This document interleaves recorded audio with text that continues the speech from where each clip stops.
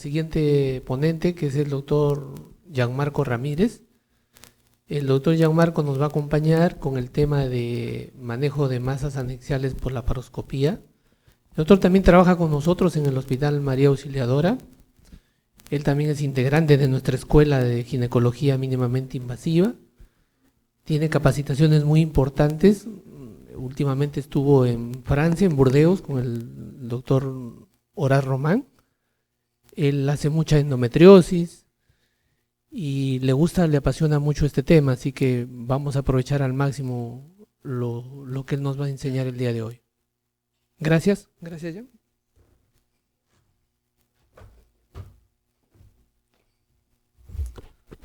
Bueno, siguiendo el cronograma del curso, ¿no? Este tema es muy importante, ¿no? Es lo que la mayoría de ginecólogos nosotros vemos día a día en nuestra práctica diaria, ¿no? Cómo manejar las masas anexiales.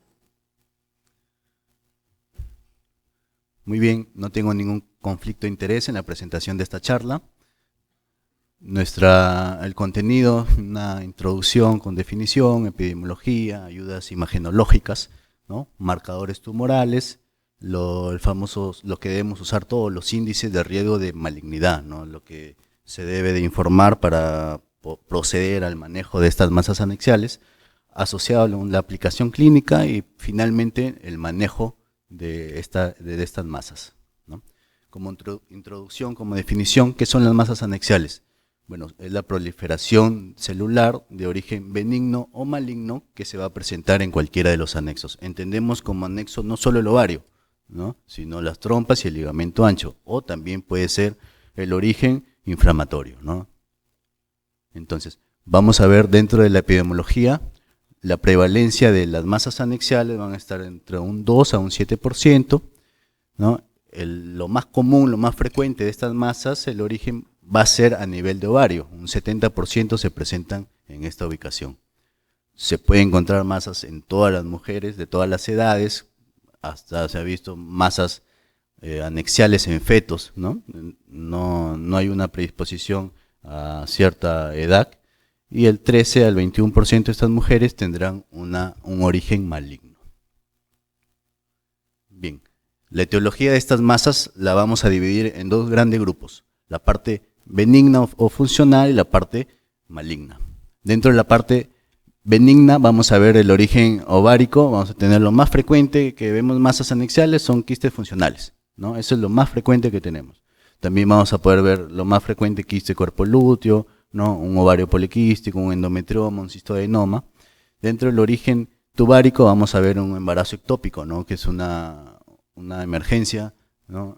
Su manejo, ¿no? O un hidrosalpinx, ¿no? Y no ginecológico podemos ver un riñón pélvico, ¿no? Un tumor de origen nervioso, etc. Dentro de la etiología maligna, igual, lo vamos a dividir ovario, de trompa y extraovárico y de trompa. Dentro del ovario, los carcinomas epiteliales, la neoplasia epitelial limítrofe, tumor maligno de cordón estromal. Dentro del tubárico, un carcinoma epitelial, ¿no? Extratubárico, carcinoma endometrial metastásico, ¿no? Y no ginecológico, podemos tener un CA de metastásico de algún otro origen, podemos tener un CA de apéndice, etc. Entonces, ¿cuál es el objetivo diagnóstico? Bien, el objetivo de la evaluación es determinar la etiología de la masa. Sabemos que el diagnóstico definitivo de la masa anexial va a ser anatomopatológico, ¿verdad? Pero no vamos a esperar tener un diagnóstico anatomopatológico para recién poder definir el manejo. Entonces, lo que debemos hacer es aproximarnos al máximo cuál es el origen y la etiología de este quiste, ya sea benigno o maligno, que es lo que va a cambiar su pronóstico en todo caso, ¿no? Entonces, vamos a descartar condiciones urgentes, como ya hemos visto, un embarazo ectópico, ¿no?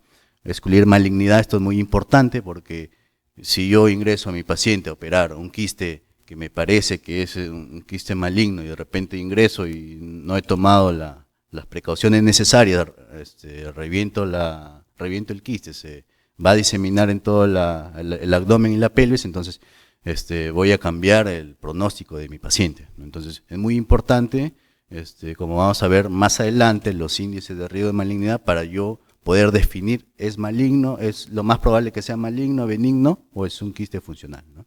Entonces, el diagnóstico temprano y el tratamiento adecuado están relacionados a la disminución de la mortalidad en mi paciente.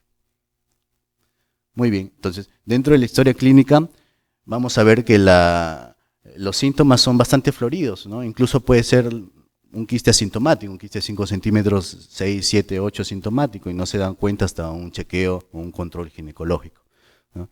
Entonces, dentro de los síntomas, la paciente va a puede tener dolor pélvico, abdominal, puede tener dificultad en la ingesta, ¿no? Sensación de plenitud gástrica en un quiste demasiado grande, ¿no? Puede tener aumento del perímetro abdominal, ¿no? Un quiste muy voluminoso, puede ese quiste voluminoso apretar la vejiga y hacer que la paciente tenga urgencia miccional, ¿no?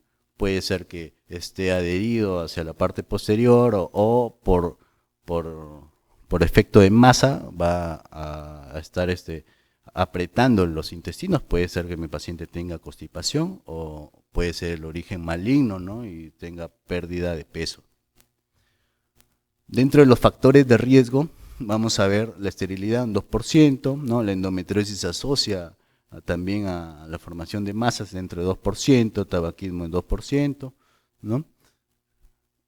Dentro del examen físico vamos a ver que si bien es cierto, es limitado, tiene una sensibilidad baja, pero nos va a ayudar a darnos una idea de la consistencia, si es móvil, no es móvil, de repente en qué lado está.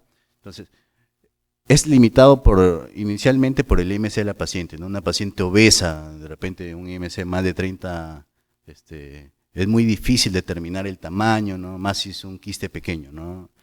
Entonces, el valor predictivo positivo del examen físico va a ser el 44%, hay mayores falsos positivos por patología benigna, y dentro del examen, en los menores de 5 centímetros es muy difícil palparlos, ¿no? Entonces se ha visto la detección dentro de 35% en quistes pequeños, ¿no? Es muy difícil palparlo, un quiste de 4 o 5 centímetros más asociado a un tejido adiposo aumentado, es muy difícil, ¿no?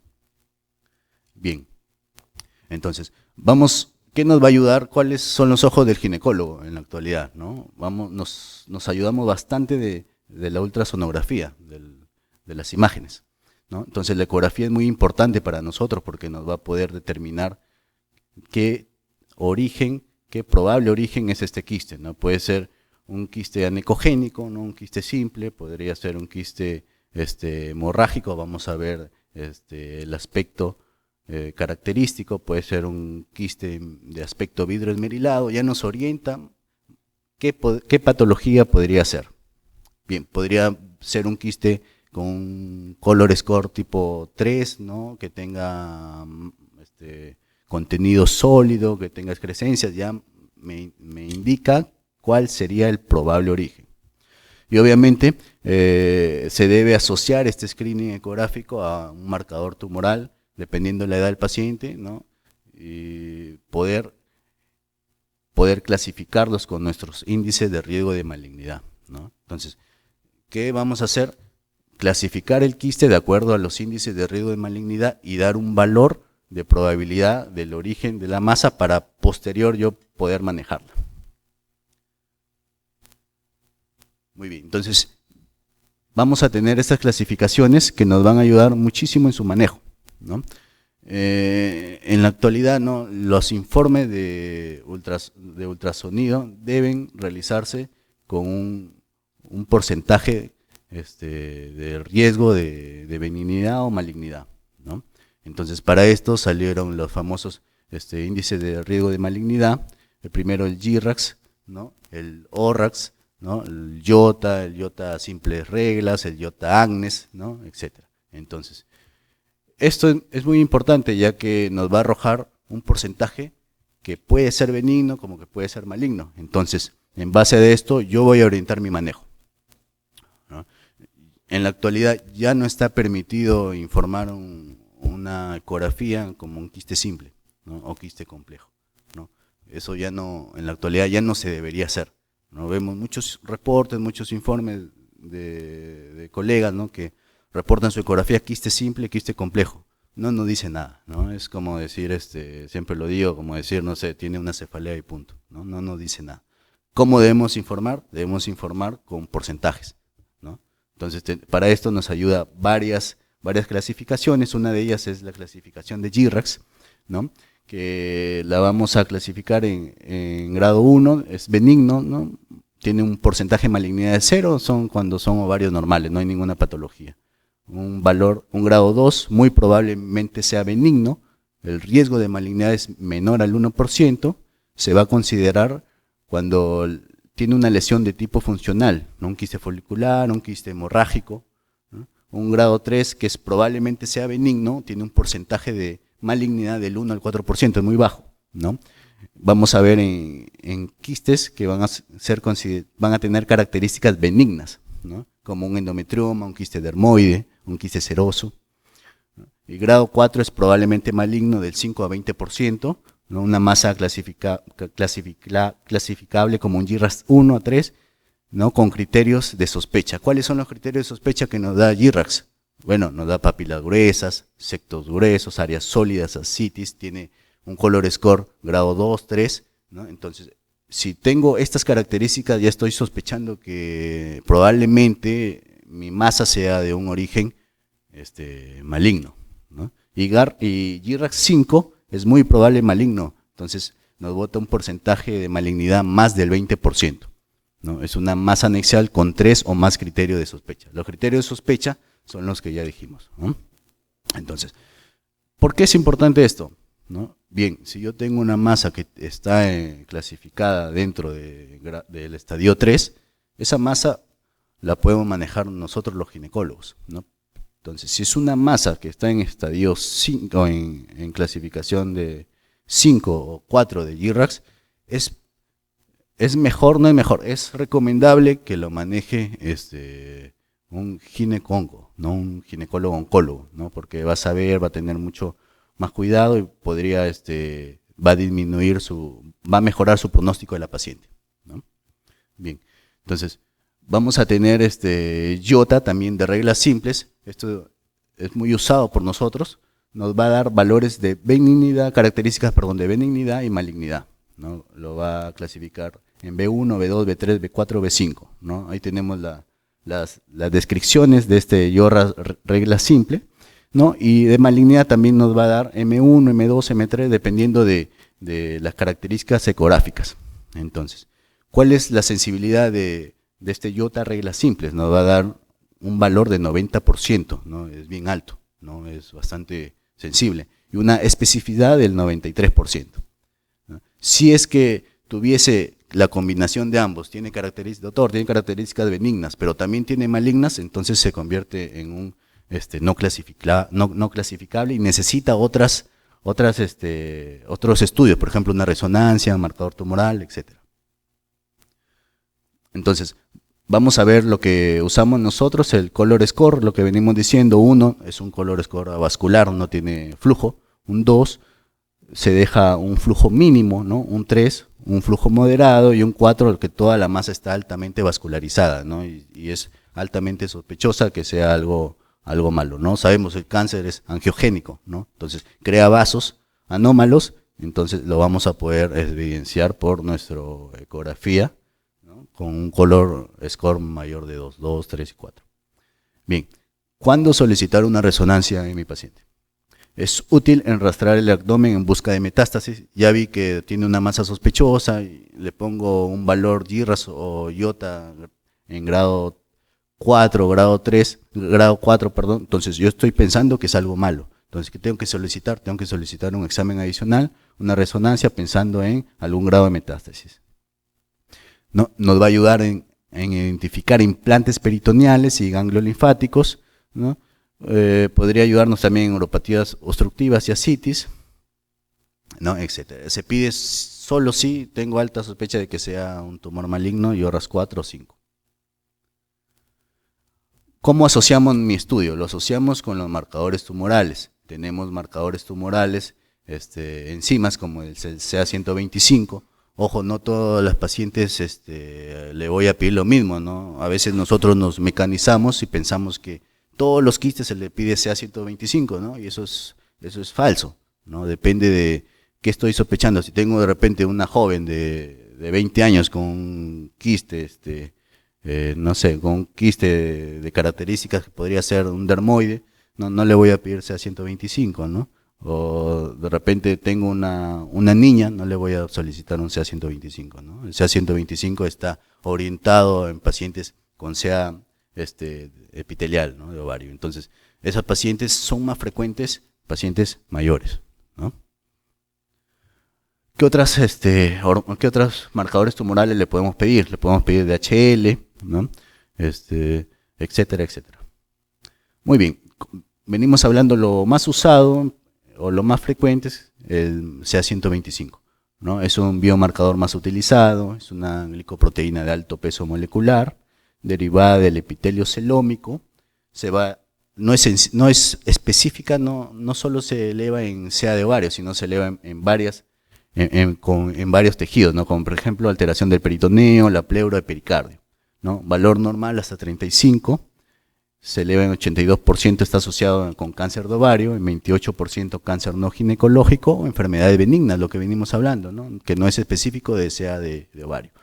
Y tiene mayor sensibilidad en estadios avanzados.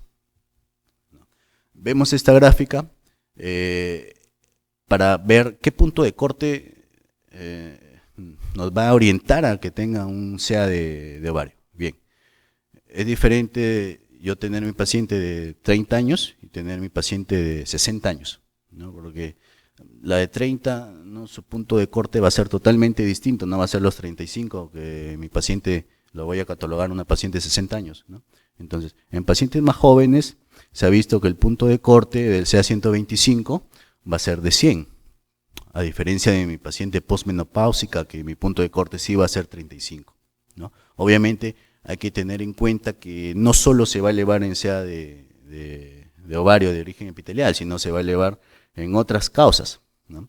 Por ejemplo, yo he tenido la oportunidad de ver pacientes jóvenes que vienen con su CA125 en 50, 60, vienen asustadas. Me dicen, doctor, tengo un tumor, el doctor me ha pedido tal marcador, CA125, y me ha dicho que está elevado, puedo tener cáncer, ¿no? Bien, revisamos la ecografía, tiene un riesgo bajo de malignidad, un 5%, ¿no? Y sí, efectivamente vemos un valor de CA125 elevado, 60, 70, ¿no? Entonces, ¿qué pasa ahí, ¿no? ¿Cuál sería la explicación de este valor? Bien, le hacemos una pregunta, por ejemplo, le decimos ¿en qué tiempo se le sacó la muestra? ¿Estabas en tu periodo menstrual? Y sí, doctor, me sacaron mi muestra cuando tenía mi ciclo, mi menstruación, ¿no? Bien, entonces el CA125 se eleva en el ciclo menstrual también, ¿no? Entonces es un falso positivo, ¿no? Ese 60, 70 es un falso positivo, ¿no? Con solo preguntar a la paciente en qué momento de su ciclo menstrual se ha sacado, podemos determinar que es un falso positivo. Bien. Este marcador, el HE4, la proteína derivada del epididymo humano, se ha visto que es más específico para CA de ovario de origen epitelial. Se expresa a nivel del tracto respiratorio y genital, ¿no? Primera vez que se describió fue por Kirchhoff en 1991 y su valor normal va a ser hasta 70, ¿no? Va a estar sobreexpresado en cáncer de ovario epitelial, ¿no? De origen seroso, ¿no? Entonces, a diferencia del CA125, se va a elevar más específico en CA de seroso de ovario, ¿no? El problema que no todos los hospitales, no todas las clínicas tienen su disponibilidad, ¿no? Bien, vamos a ver dentro de la historia de cómo fueron evolucionando los índices de riesgo de malignidad, ¿no? Conforme van avanzando la tecnología, conforme van avanzando los hallazgos, ¿no? Se van agregando. Por ejemplo, al inicio no se tenía en cuenta el CA125, luego se agregó el CA125, luego se agregó de repente el tamaño de la masa, ¿no? Etcétera. Vemos que en 1990 Jacobs va a ser el índice de riesgo de malignidad tipo 1, ¿no? Vamos a ver cómo va avanzando en 1996 el índice de riesgo de malignidad tipo 2, el IOTA en el año 2005, ¿no? Hasta el IOTA Agnes en el año 2016, ¿no? Muy bien, entonces de forma breve, vamos a repasar cómo se realizan el índice de riesgo de malignidad, ¿no? El tipo 1, descrito por Jacobs, ¿no? Nos va a dar valores vamos a caracterizar en pacientes premenopáusicas y posmenopáusicas, ¿no? Según las características ecográficas, igual el tipo 2, tipo 3, tipo 4, ¿no? ¿Cuál es mejor? ¿Cuál tiene mejor sensibilidad? Todos tienen una tasa de diagnóstico muy similar. No hay uno que sea mejor, uno que sea peor, ¿no? Es de acuerdo a lo que nosotros nos acostumbremos y tengamos a disponibilidad. No es que uno sea mejor que el otro, ¿no? Vemos la sensibilidad en este estudio, va a comparar los 4 índices de riesgo de malignidad. La sensibilidad de Jacobs del índice de riesgo de malignidad 1 va a ser el 92%, es muy similar al tipo 2, 97, tipo 3, 92, todos son similares, ¿no? Todos son similares. Bien, entonces este es el otro algoritmo, el algoritmo ROMA, que nos va a dar un cálculo de índice predictivo en pacientes premenopáusicas y posmenopáusicas, ¿no? Entonces, tiene muy buena sensibilidad, también vemos cómo se realiza este algoritmo ROMA, que también nos va a ayudar para poder caracterizar mi masa. La especificidad en premenopáusicas es del 74%, posmenopáusica del 92%, ¿no? Entonces, lo que más usamos nosotros, IOTA, reglas simples, IOTA Agnes en el 2016, ¿no? Entonces, ¿cómo es este IOTA Agnes? Bien, lo va a dividir en 3 características clínicas y 6 ecográficas. Clínicas, edad, sea valor de CA125 y si es un centro oncológico o no. Y características ecográficas, lo tenemos en la imagen, si es un quiste anecogénico, si tiene papilas, si tiene color score, si tiene vascularización, etc. Entonces, nuestro IOTA Agnes tiene un 94% de sensibilidad para determinar si es de causa benigna o maligna. El 85% de sensibilidad para discriminar entre masas benignas y borderline, ¿no? Muy alto, el 92% de sensibilidad para determinar si es benigna o estadio 1 de cáncer de ovario, y el 99% de sensibilidad para determinar entre estadio 1 y estadios avanzados de cáncer, ¿no? Obviamente vemos que si el grado si es un cáncer metastásico, va a mejorar su índice de sensibilidad, pero no esperamos que llegue hasta una metástasis, ¿no? El 95% de sensibilidad para discriminar entre una masa benigna y un cáncer metastásico, lo que veníamos hablando, ¿no? Entonces, lo más importante que creo que se deben llevar de esta charla es cuándo derivar a un subespecialista, al ginecólogo oncólogo.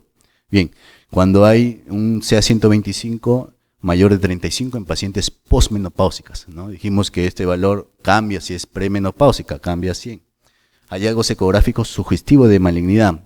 ¿Cuándo, doctor? Cuando el índice de riesgo de malignidad sea grado 4 o grado 5, tiene que ser manejado por un ginecólogo oncólogo, ¿no? Cuando hay presencia de ascitis, cuando hay sospecha de metástasis, cuando hay un riesgo de malignidad, lo que hablábamos, ¿no? Riesgo de malignidad elevado. ¿Cómo lo aplico? La aplicación clínica, bueno, de esto es historia clínica, vimos baja sensibilidad, examen físico baja sensibilidad, tengo que asociarlo a un estudio ultrasonográfico y asociarlo a marcadores tumorales, asociarlo, clasificarlo, todos estos hallazgos en mi índice de riesgo de malignidad, si tiene criterios o no al oncólogo, ¿no? O si lo podemos manejar nosotros. Vemos la sensibilidad como cuadro resumen, sensibilidad de todo lo que hemos venido hablando, ¿no? De examen físico, todo, de CA125, etc. Lo que nos importa a nosotros, ¿no? ¿Cuándo operar a nuestro paciente? Bien. Existen tres tipos de abordaje. Un manejo expectante, un manejo con vigilancia y el manejo quirúrgico mediante cirugía. El manejo expectante, ¿cuándo se realiza? Cuando la masa no es sospechosa de malignidad, no hay indicaciones para cirugía o vigilancia y no se va a necesitar seguimiento. ¿Cuándo doy vigilancia a mi paciente? Si la sospecha de malignidad es baja, pero no se ha excluido por completo, yo no le puedo decir a la señora que ya está curada o que vaya y venga de 5 años. No, tengo que vigilarla. La vigilancia suele incluir una o más ecografías pélvicas asociado a marcadores tumorales, ¿no? Y a la cirugía, ¿cuándo realizo mi cirugía? Cuando hay un alto riesgo de sospecha de malignidad, cuando se desea un diagnóstico definitivo histológico, ¿no? o cuando es un dolor persistente o tiene otros síntomas, por ejemplo, síntomas obstructivos, de repente de frecuencia miccional muy elevada, ¿no? De repente constipación, ¿no? Está apretando mucho la parte de los intestinos y no puede defecar, ¿no? Entonces, esos son criterios para yo decir, mi paciente va a cirugía. ¿Cuándo se realiza una intervención inmediata? Bueno, en caso de que haya un ectópico, ¿no? Un ectópico se ha roto, no está sangrando y se tiene que solucionar entrando a sala de operaciones, ¿no? Cuando hay una torsión anexial, porque podría el paciente perder el ovario. Acá quiero hacer un comentario, ¿no? En la torsión anexial se ha visto que es muy poco probable que haya una necrosis de ovario, ¿no? La mayoría de un 90-95% de las torsiones anexiales son ovarios que se pueden salvar, ¿no? Es muy poco frecuente que haya una verdadera necrosis del ovario, ¿no? A veces entramos a sala, vemos en nuestro ovario negro, ¿no? Y una paciente joven, 16 años, 20 años, oferectomía, le quito el ovario, no, pues está negro, ¿no? No. Entonces la mayoría de estos casos, un 90-95%, se destuercen, vuelve a la coloración inicial y conservó el ovario, ¿no? Conservó el ovario. Entonces hay que tratar de ser menos agresivos en este tema cuando se tuercen las masas. Ahora, si destorcí la masa, esperé 15 a 20 minutos, sigue negro, está friable, ¿no? Cojo el ovario, se deshace, obviamente esa es una necrosis, ¿no? Es muy raro que haya, pero esa es una verdadera necrosis, ahí tendría que hacerse resección del ovario por riesgo de infección, ¿no? Bien, otra masa anexial que es intervención inmediata, un acceso tubovárico, ¿no? Un quiste ovárico roto, hemorrágico, también podría manejarse de forma inmediata. Bien, dentro de la evaluación quirúrgica, pacientes con alto riesgo de malignidad en las imágenes, ¿no? Contienen un ORRAS 4, un ORRAS 5, ¿no? Requieren de cirugía. Otros pacientes posmenopáusica de alto riesgo, en pacientes de repente con marcadores elevados, más de 35, ¿no? Pacientes que tienen una masa grande, de repente más de 10 centímetros, que su temor es mucho que se pueda torcer, tienen que entrar a la sala de operaciones, ¿no? Un tamaño más grande aumenta la posibilidad de desarrollar síntomas, ¿no? Como hemos venido diciendo. Y riesgo intermedio en premenopáusicas cuando tienen un ORRAS 4, un GRAS 4 y un CA 125 muy elevado, esa paciente es candidata para cirugía, ¿no? Sospechan un tumor de células germinales, ¿no? Etcétera. Una masa de riesgo intermedio más síntomas o factores de riesgo también, ¿no? De repente antecedentes familiares, un ORRAS 4 también que tiene molestias, debe de operarse, ¿no? Entonces, ¿qué tipo de cirugía le vamos a ofrecer a mi paciente? Bien, el tipo de cirugía, ya sea una quistectomía, una oferectomía, un procedimiento de estadificación, y el enfoque quirúrgico va a depender de muchos factores, por ejemplo, la edad de la paciente, el deseo de fertilidad de mi paciente, si se comprobó que totalmente es una masa benigna, ¿no? Si se excluyó la malignidad, va a ser crucial para yo decidir qué hacer en mi paciente. Entonces, bien, vamos a ver que en pacientes premenopáusicas, si tiene sospecha de malignidad, el tipo de cirugía va a depender de la enfermedad y el deseo de tener hijos a futuro, ¿no? Si es sospecha preoperatoria de que la malignidad es baja, la masa parece de origen benigno, ¿no? Y hay evidencia de que no es metatásico, se puede realizar una quistectomía, ¿no? En estas pacientes posmenopáusicas que o tienen paridad satisfecha, se puede hacer la salpingectomía oportunista, ¿no? Y la extirpación del otro ovario contralateral es muy controversial. Si la paciente tiene, por ejemplo, 10 años de menopausia asintomática y no quiere sufrir el riesgo de formación de alguna masa, se podría pensar en retirar los dos ovarios, ¿no? No habría ningún problema. Entonces, dentro de la vigilancia, ¿qué pasa con las masas? Si es un quiste neoplásico, se va a agrandar. Si es un quiste benigno no fisiológico, hay dos formas: permanece el mismo tamaño o se agranda lentamente. Y si es un quiste fisiológico, la vuelvo a repetir la ecografía en 2-3 meses y no va a haber nada, ¿no? Entonces, así se comportan las masas anexiales. Dentro de la vigilancia en premenopáusica se va a repetir la ecografía travaginal en 6 meses, ¿no? se va a repetir el CA125 también. Si vemos que el CA125 está en descenso, tiene un valor menos de 35, ya no se vuelve a tomar más, ¿no? Y en pacientes posmenopáusicas la vigilancia es muy similar. Se toma una ecografía a las 6 semanas, a las 12 semanas y luego cada 3 a 6 meses durante un año, ¿no? Asociado a un marcador tumoral, un CA125. Entonces, ¿cuándo detener la vigilancia o proceder con la cirugía? Bien, si mi vigilancia, mi quiste está aumentando de tamaño, si mi vigilancia, mi marcador tumoral está aumentando, esa paciente tiene que entrar a la sala de operaciones, ¿no? ¿Y cuándo detener la vigilancia? Cuando ha habido un descenso de mi marcador o cuando desaparece la masa, ¿no? Si tiene una masa de 6, baja a 5, 4 o se mantiene en ese mismo tamaño y sus marcadores tumorales son negativos o están menos de 35, una posmenopáusica, no habría problema, se puede detener la vigilancia. Entonces, en quistes fisiológicos más de 5 centímetros se van a controlar con vigilancia, ¿no? Antes teníamos un punto de corte, se pensaba, todo quiste sea fisiológico, benigno, 5 centímetros se operaba, ¿no? Eso ya cambió, ¿no? Más de 5 se vigila, ¿no? Entonces, los quistes pequeños de 3 a 5 no requieren seguimiento. ¿Qué se le da al paciente? Se le puede dar un analgésico, ¿no? Se le puede asociar a algún anticonceptivo, ¿no? Este es también un tema, un poco de confusión, ¿no? Porque se creía que le doy anticonceptivo a mi paciente para que disminuya el tamaño del quiste existente, ¿no? Pero eso no es así, ¿no? Le doy anticonceptivo para evitar que pueda crecer algún quiste adicional, no para el quiste que ya tiene, ¿no? Y el endometrioma, ¿no? Ese es un tema bastante controversial, ¿no? Que lo va a tocar el doctor Dionisi, ¿no? Un tema bastante controversial, uno dice en 4, 5, ¿no? Bueno. En hidrosalping, por lo general no es necesario operar un hidrosalping, salvo la paciente tenga problemas de fertilidad, no se va a hacer un in vitro, eso sí se ha visto que mejora la tasa de embarazo, ¿no? En hidrosalping. Un quiste paratubárico o paraovárico, tampoco es necesario manejarlo si es pequeño, 2, 3 centímetros, 5 centímetros. Más de 10 centímetros aumenta el riesgo de torsión y sí sería necesario, ante cualquier riesgo, retirarlo mejor, ¿no?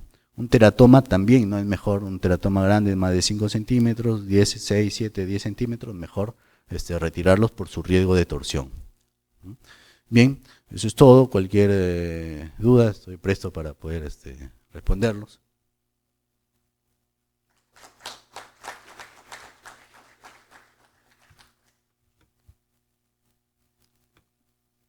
Por favor, ¿alguna pregunta para el doctor Gianmarco Ramírez?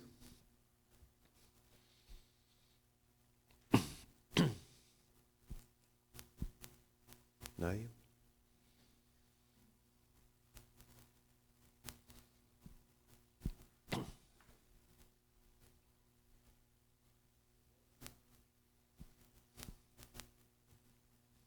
Pero están con hambre, creo, el almuerzo ya. Falta glucosa.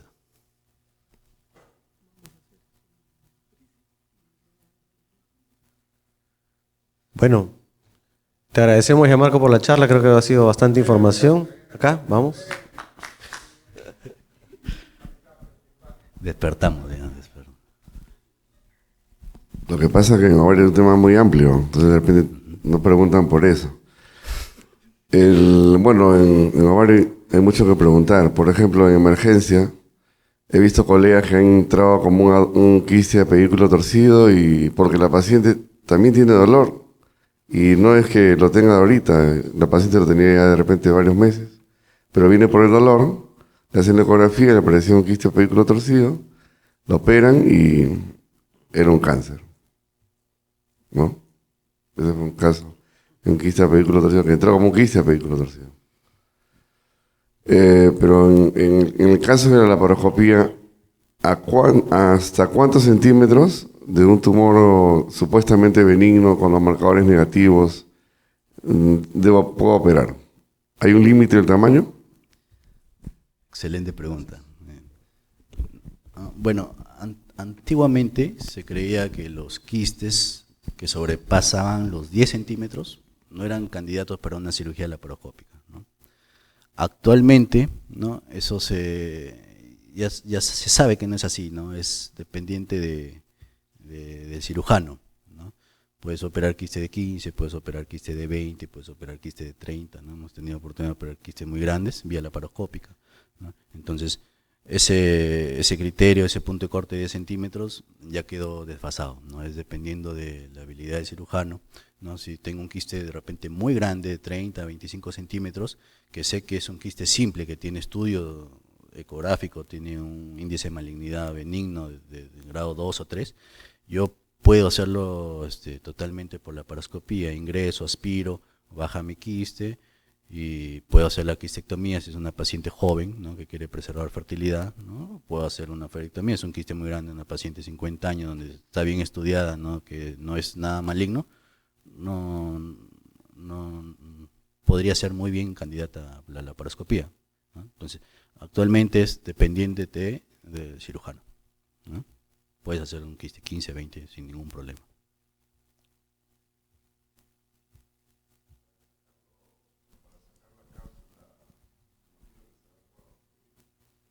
Obviamente depende de la superficie, el volumen, ¿no? Entonces un quiste más grande demoran más, ¿no? Obviamente, ¿no? Ahora hay muchos manejos que se pueden optar, ¿no? En la paciente, ¿no?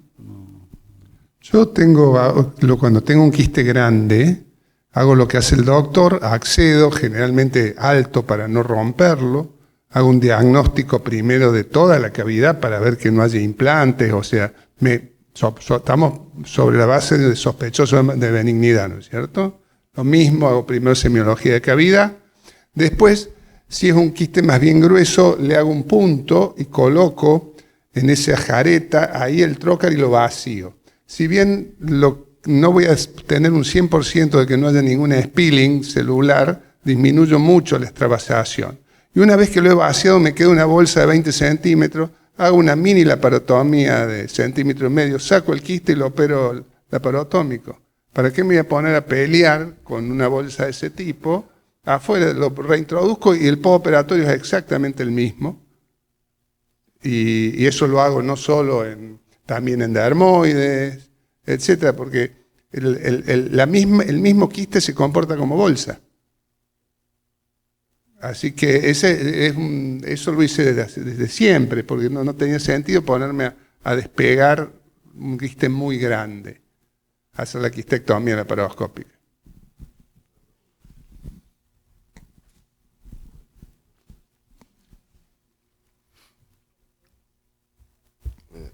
En relación a los teratomas, ¿no? También tuve la oportunidad de entrar a un quiste laparoscópico con otro colega que era el cirujano. Y bueno, tenía más de 8 centímetros, más o menos tendría unos 15. Y él lamentablemente se rompió porque era grande. Y todo el sebo empezó a salir, ¿no? Entonces la pregunta es, ¿en este caso también existe el tamaño o no importa en los teratomas, cualquier tamaño se puede operar? Bueno, igual que la respuesta anterior, ¿no? Depende de la habilidad del cirujano, teratomas 10, 15, 20. Obviamente es mucho más dificultoso si es mucho más grande, ¿no? El objetivo es evitar que se rompa el teratoma, ¿no? Pero si en un momento se llegase a romper, bueno, no habría problema, tendrías que realizar un lavado profuso, ¿no? Para disminuir el riesgo de complicaciones, que es muy bajo, ¿no? El riesgo de una peritonitis química por rotura del quiste de teratoma es muy bajo, de 1 o 2%, muy bajo, ¿no? Entonces, ¿cómo evitas eso? Número 1, evitar romper mi quiste, ¿no? Número 2, si lo rompí, bueno, hay que hacer un lavado profuso de cavidad. Eso. Más o menos el mismo concepto. Los dermoides son chicos de menos de 5 centímetros, es muy raro que se rompan. Tienen cápsula muy firme, o sea, se pueden operar sin ningún... Son quizás los quistes más lindos para operar, porque son los que menos se rompen. Más de 5 centímetros, punción, aspiración, no vas a poder aspirarlo completo como en un quiste simple, porque va a tener sebo, pelo, hueso, etcétera, pero vas a disminuir el volumen. Mililaparotomía, utilizás el quiste como bolsa, pones una jasta, le empezás a sacar los pelos, todo hasta que se desinfla, lo sacas afuera, lo operas. Yo tuve una peritonitis química hace muchos años. Es bajo el índice, pero ¿sabes lo que tiene una paciente un mes con peritonitis? Complicado. Y lo que puede, yo nunca después la volví a operar, ¿sabes lo que ha quedado adentro? Así que yo te diría que tratar de que no se rompa. Si bien un quiste chico que filtre un poco, uno después va a lavar. Pero en grandes quistes, disminuirlos de volumen, mini laparotomía, en 2 centímetros en la fosa ilíaca donde está el quiste, sacas pedacitos y empezás a sacar hasta que se evacúa todo, lo sacas afuera y lo operas. Mucho menos riesgo, mucho más rápido, misma evolución de la paciente, mejor conservación ovárica, menos energía, porque vos imaginate que un quiste, hoy uno de los grandes factores que vamos a ver cuando hablemos de endometrioma, de la posibilidad de daño de reserva ovárica, está la utilización de la energía para hacer la coagulación. Entonces, digamos que vos vas a poder ser mucho más puntual, usar sutura. A veces es difícil reintroducirlo, porque te ha quedado una cosa más gruesa, pero bueno, eso ya usted es hábil, no va a tener ningún problema.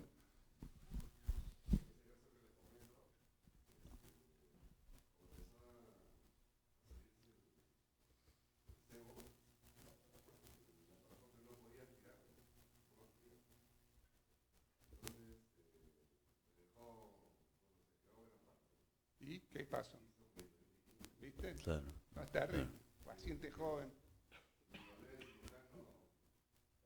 De la habitación.